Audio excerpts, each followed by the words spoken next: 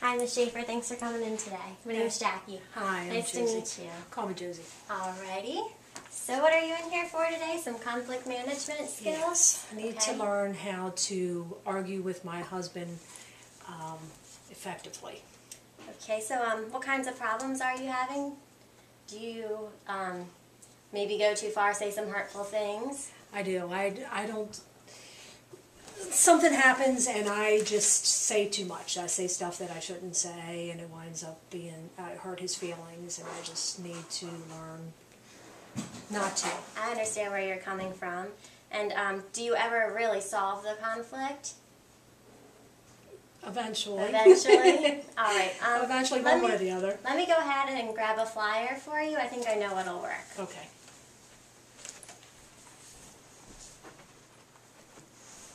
Okay, thank you for waiting. What I found was a pamphlet on how to use silence in your romantic relationships. Silence? Yes, I know. I know silence holds some negative stigmas, but there's actually 3 main uses for silence that can help you in your relationship. Okay.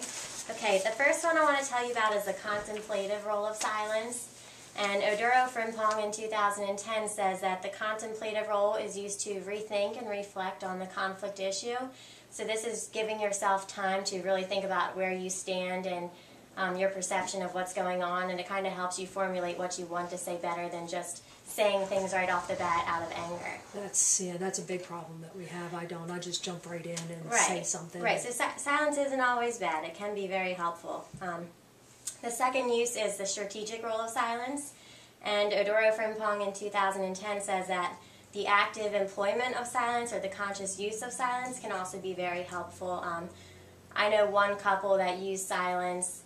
The husband used silence to give his wife time to settle down because she would always want something out of him and be, yelling and arguing with him.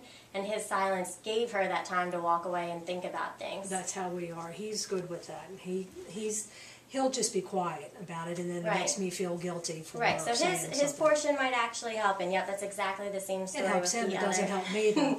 But maybe this contemplative role will help you with that. Okay. It'll be better for both of you.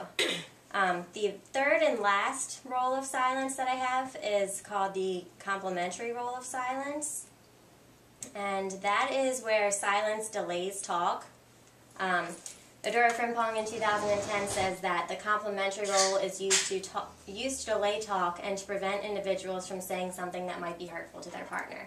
So it's similar to the contemplative role, but the complementary role is where you're purposefully delaying talk so you don't say something, and the contemplative is where you're just thinking.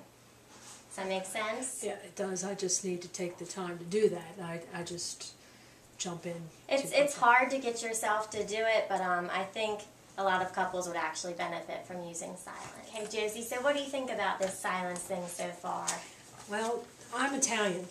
My family's Italian, and I guess, not that you learn how to argue, but seeing my parents argue in the past in the same way that my mother was, and we just come out with it.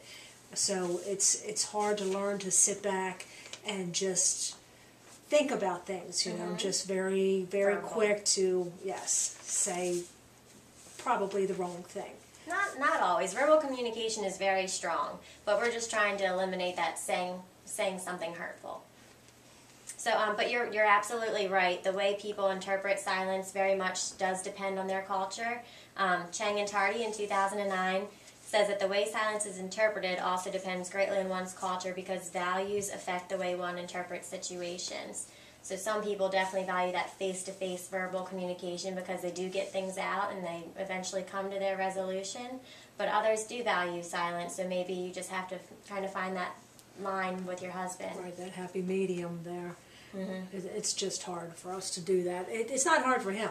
He's silent. He likes to be silent, but I want to get it out and discuss it. And being quiet about things just sometimes makes me like a caged animal. I definitely understand that, and it's funny that you mentioned he's good with it. Yes. Because men and women also interpret silence very differently. Fifi McManus, Stuber, and Coho in 2009 say that the way people respond to their own and their partner's use of silence depend on whether or not they're male or female, and it's actually proven that women are very dissatisfied with silence where men aren't so much, and women don't like using silence, like you said, you don't like using it, and they don't also like when their partner uses it on them. Right. So it's, you may not like it, but I do believe that it can be helpful. I could see where it would. You just take time to think about things. It's just, I'm just not used to taking time. No, I think many of us aren't, and that's why I think this is sort of some good research that people would benefit from hearing about. Definitely. Okay, did you have any more questions for me today, or can we go ahead and go over the uses of silence that you can try please. using? And everything's included in this brochure? Yes, ma'am. Okay. Okay, again, they are the strategic role, where you're actively employing silence to achieve a want. There's the contemplated role, where you give yourself time to rethink and reflect on the issue at hand. And there's the complementary role, where you're purposefully delaying talk. Okay? Yes. All right.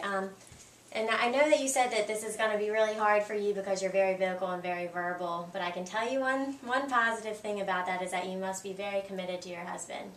According to Wright, Michael, and Roloff in 2009, when people were asked by their partners if they are upset, individuals who are relatively uncommitted to their relationship report that they respond by stonewalling while avoiding admitting that they are upset. So it's evident that you're very committed because you want to fix things verbally. And I realize that stonewalling, this is not the type of silence that we're talking about here. You don't want to give the silent treatment as a punishment. Rather, that reason for giving yourself time to think, giving time to delay the argument, and giving time to figure out exactly what you want to say. It should always be used as a precursor to talk, never as silence alone as a communication tool. Right. It should be with communication, verbal communication. Okay. Okay? All right. All right, thank you so much. Oh, you're welcome. Oh, well, thank you. Alrighty, I'll see you next time. All right, thank you.